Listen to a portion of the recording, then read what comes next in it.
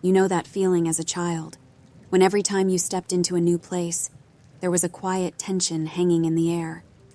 It wasn't the creaking floors or the dim corners that unsettled you. It was the sense that something was always just out of sight. No matter how hard you looked, you could never quite find it, but you knew it was there, lurking, waiting for you to let your guard down. When I moved to Clearfield in the summer of 2005 with only my mother and older brother, it felt like the beginning of a new chapter that I wasn't prepared for.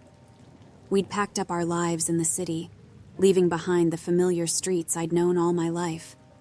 The small town had a quiet, almost stagnant feeling to it, far from the constant noise and activity I was used to.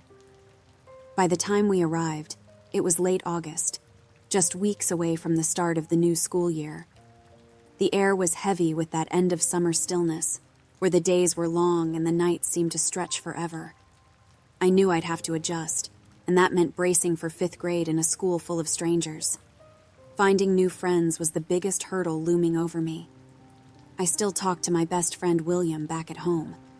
We kept in touch through texts and calls, but there was a distance growing, a gap that couldn't be filled with words alone. He had his own life back there, and I had to build mine here. The thought of starting over felt overwhelming. New faces, new routines, the awkwardness of finding your place all over again. Every day was a reminder that I was somewhere new, somewhere unfamiliar, and the unease of that weighed on me. But Clearfield, despite its quiet, had a strange energy to it, like there was something about the town I hadn't quite figured out yet. One afternoon, after another long day of trying to settle into the routine of this strange new place, I found myself restless. The house felt too quiet, and the walls too confining. I needed to get out, to clear my head. I had brought my bike out of the garage, hoping for an excuse to get out and explore. "Ma, can we go for a bike ride?" I asked, hoping she'd say yes. She hesitated for a second, then called up the stairs. "Hey, take your brother out for a ride." My older brother, who was 7 years older than me and still sulking over the move, yelled back from his room, "He's old enough to go by himself. I'm not his babysitter." My mom winced, clearly exhausted by his attitude. She sighed, one of those long, weary sighs that said more than words ever could. "Come on, just take him. It won't kill you to get out for a bit." There was a pause, and then his voice rang out again, sharper this time. "I've got my own stuff to figure out. I don't have time to babysit him every time he wants to wander off." The usual bitterness was back, the kind of snark that had become his go-to ever since we moved. My mom looked at me, her shoulders slumping just a little. "Fine," she muttered, turning to me. "You can go by yourself, but be back before 6, okay?" "Okay," I said, relieved to escape the tension between them. I hopped on my bike, ready to lose myself in the quiet streets of this unfamiliar town. As I rode through Clearwood on my bike, the town revealed itself in pieces, little fragments that felt half-hidden but familiar.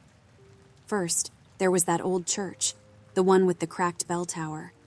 The bell hadn't rung in years. Mom said it was broken, but you could still hear it creak in the wind sometimes. It sat there as if waiting for someone to fix it, but no one ever did. Next was the police station, a squat brick building that looked more like an oversized house. Sheriff Donnelly always parked his car out front, and I swear I'd never seen him go inside. It was like he was always waiting, sitting in his cruiser, sipping coffee, watching everyone pass by. The fire station was a little more lively. The big garage door was almost always open, and you could see the red fire truck gleaming inside.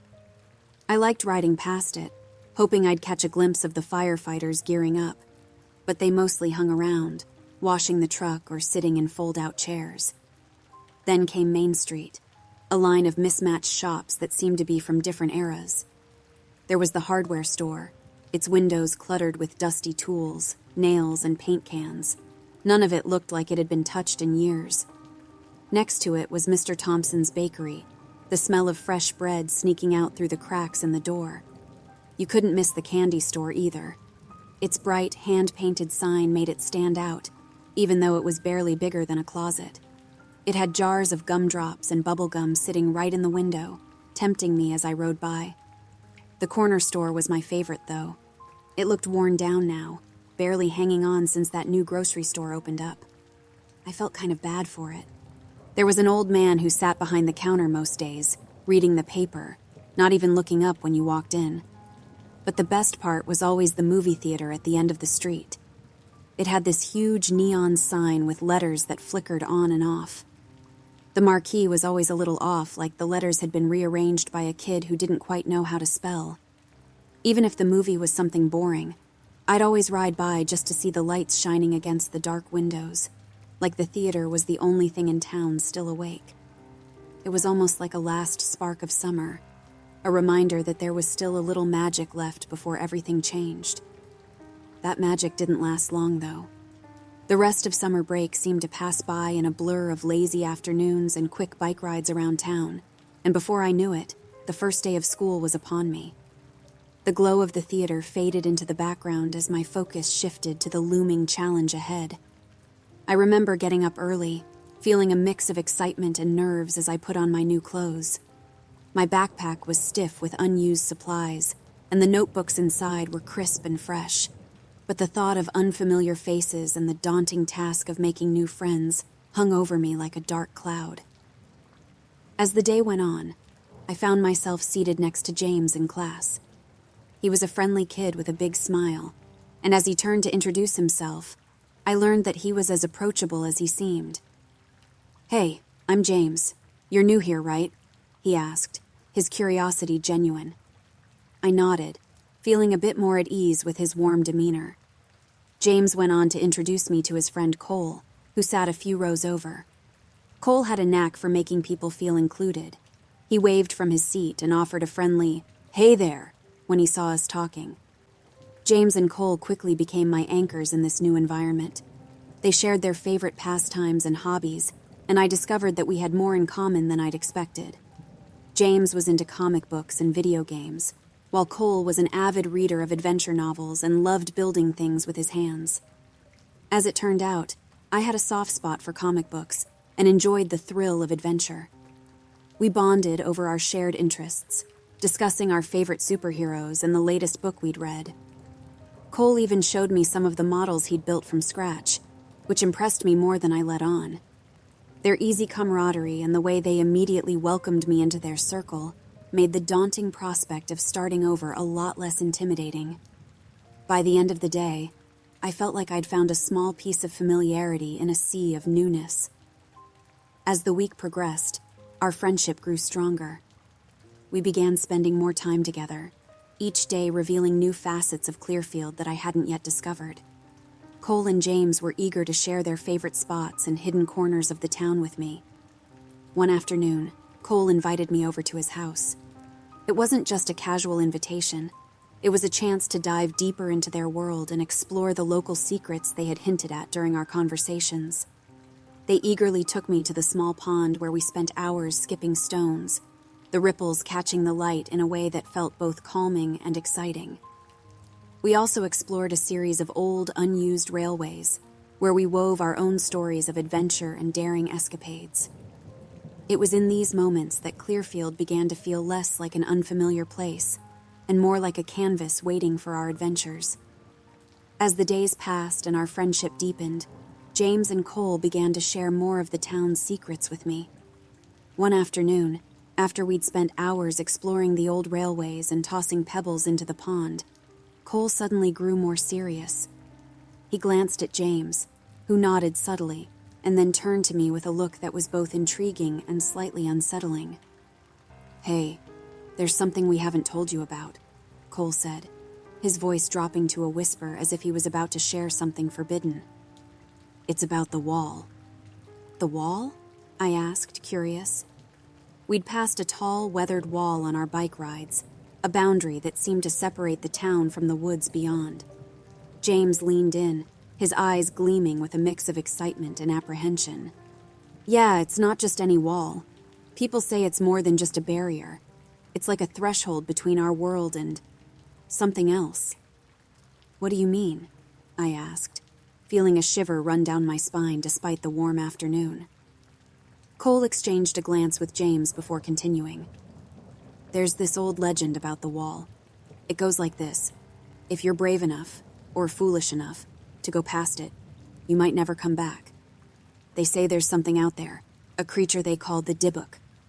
Dybbuk? I repeated, the name sounding both strange and eerie. James nodded. Yeah, no one knows what it looks like. Some people say it's like a shadow or a mist, something you can't quite see but always feel. Others think it's more tangible, like a creature that hides just out of sight. Either way, the stories are always the same. People who go beyond the wall disappear. Disappear? I echoed, my heart racing a bit. Like they're gone? Exactly, Cole said. No trace, no sign of where they went. It's like they were just erased from existence. It's why nobody goes near the wall anymore. James continued. There are accounts of people who've heard whispers or seen flickering lights in the distance, but no one's ever gotten close enough to figure out what's really out there.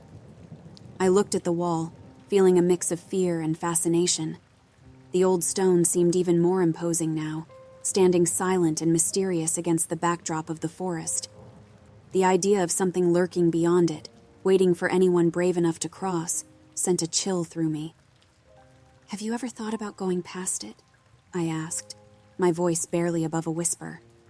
Cole and James exchanged another glance, their expressions unreadable. We've thought about it, James admitted. But it's one of those things that seems better left alone. Sometimes curiosity is best kept in check. I guess so, I said, trying to shake off the unease. But it's kind of hard not to wonder, right? Yeah, Cole said with a half smile. Just remember, some mysteries are better left unsolved. As we turned away from the wall and headed back to town, the air felt heavier, the walls seeming to loom larger in my mind. The tales of the Dybbuk added a new layer of intrigue and caution to our adventures, making me wonder what else Clearfield was hiding in its shadows. The weeks following our conversation about the wall felt like a return to normalcy. The thrill of new friendships and school routines settled in, and for a while the strange tales of Clearfield seemed like distant echoes. My days were filled with the innocent joys of childhood, bike rides through town, lazy afternoons spent at the park, and after-school hangouts with James and Cole. One crisp October morning, as the air carried the promise of autumn, I got up early and prepared for another school day. My brother was supposed to be heading out at the same time, and I caught glimpses of him trudging down the stairs, half asleep and grumbling about the new routine. "Have a good day," Mom called out, her voice muffled by the clatter of breakfast dishes.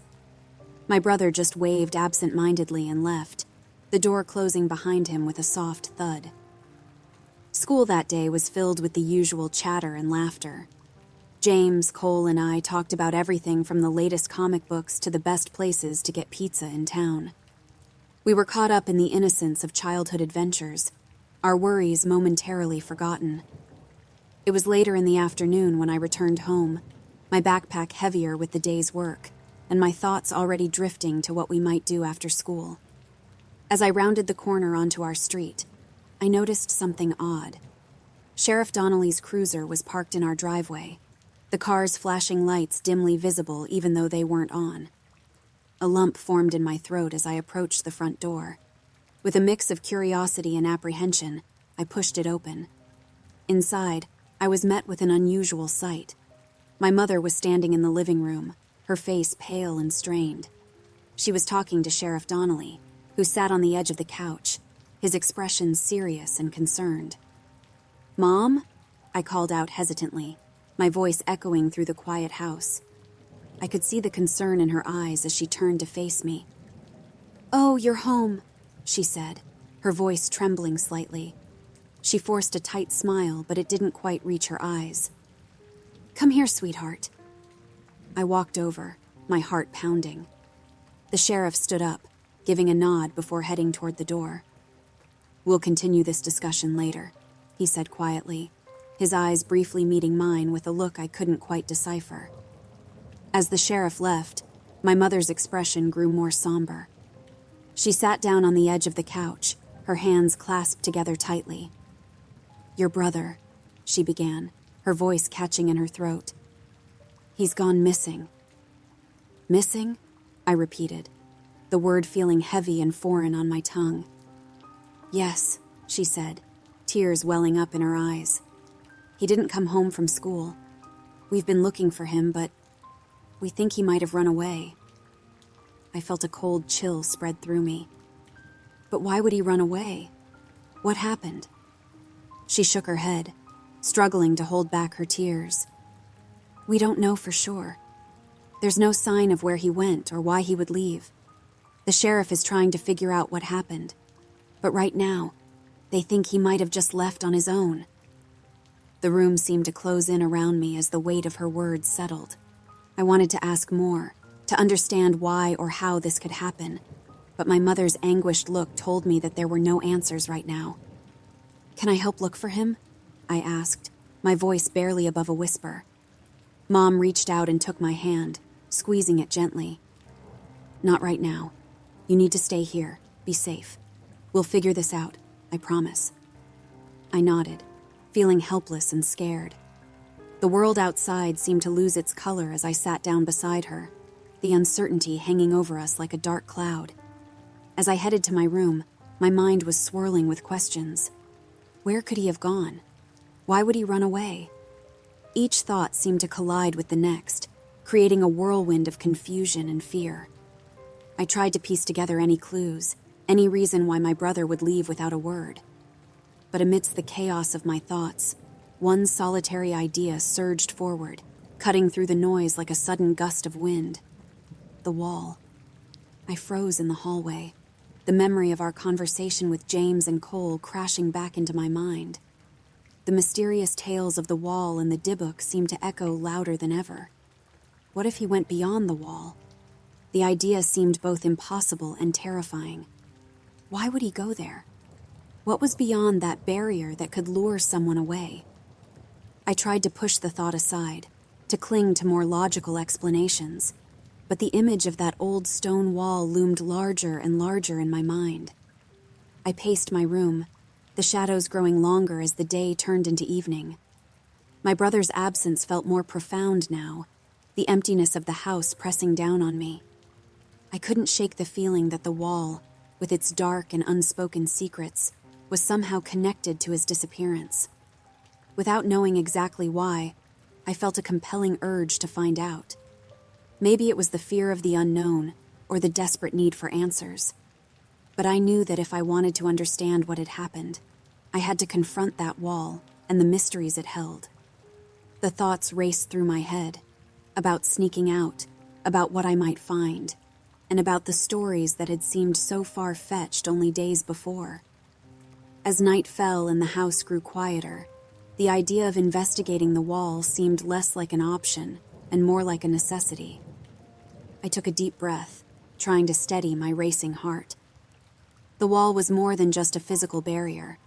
It had become a symbol of the unknown, a threshold that might hold the answers I desperately needed. It had only been 4 days since my brother's disappearance, but the weight of those days felt like an eternity. Each day without him was a relentless cycle of worry and unanswered questions. The thought of the wall, and what might lie beyond it, gnawed at me more with each passing hour.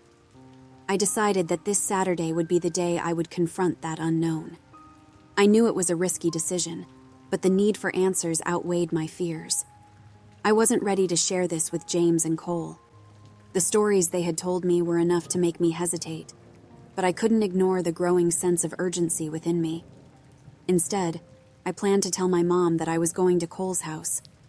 I figured she'd be more relieved to know I was with friends, even if the truth was far more complicated. I rehearsed what I would say, making sure my story was convincing enough to avoid suspicion. Saturday morning arrived, bringing with it a mixture of dread and resolve. I went through my usual routine, eating breakfast and making small talk with my mom to keep up appearances. "Heading to Cole's house now," I said, trying to sound as casual as possible. "Okay, sweetheart," Mom replied, her eyes tired but not quite as distraught as the days before. "Be careful and let me know if you'll be out late." "I will," I promised, feeling a pang of guilt but pushing it aside. See you later. I stepped out into the crisp autumn air, taking a moment to brace myself before getting on my bike. As I rode toward the edge of town, my mind raced with questions and fears. The wall was only a short distance away, but the journey felt endless as I contemplated what I might find. When I finally reached the wall, its imposing presence seemed even more formidable up close. The old stones were covered in moss and ivy. Gripping the rough stone, I began to climb.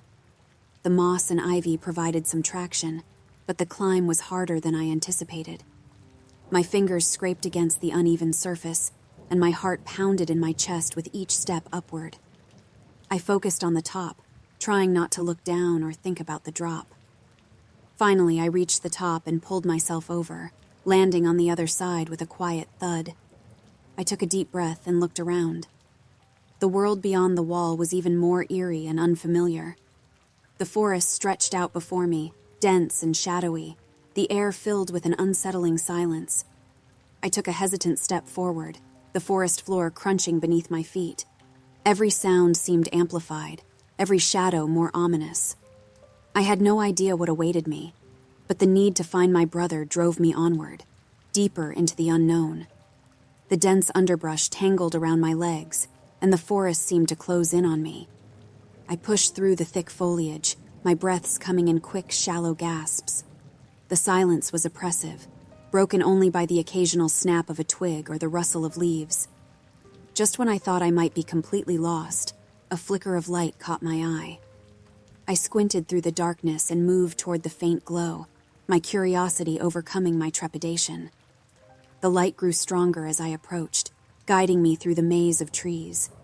Pushing aside branches and stepping over tangled roots, I finally emerged into a small clearing.